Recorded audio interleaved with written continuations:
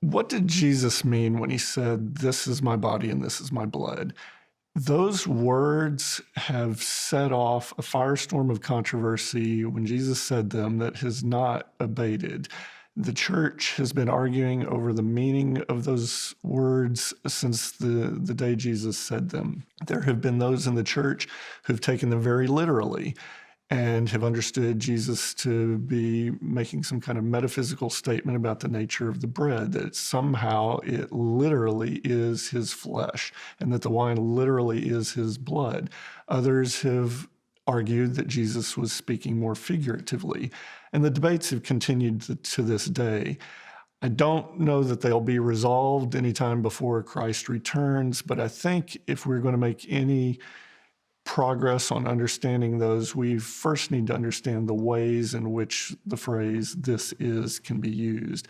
I could say, "This is my hand," and be speaking very literally, or I could have my father standing here next to me and say, "This is my father," and I would be making a point strictly identical with this. But I could also hold a photograph of my father and say, "This is my father."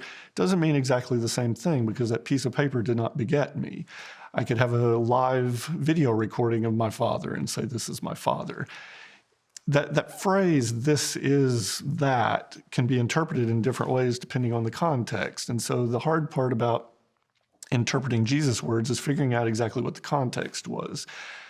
And that, I believe, is the only direction for a solution we're going to find, is going back to the original Passover context of Jesus' words and understanding that in the original Passover context, the different food items were symbolic, and the person leading the Passover would explain the symbolic meaning of each of the foods.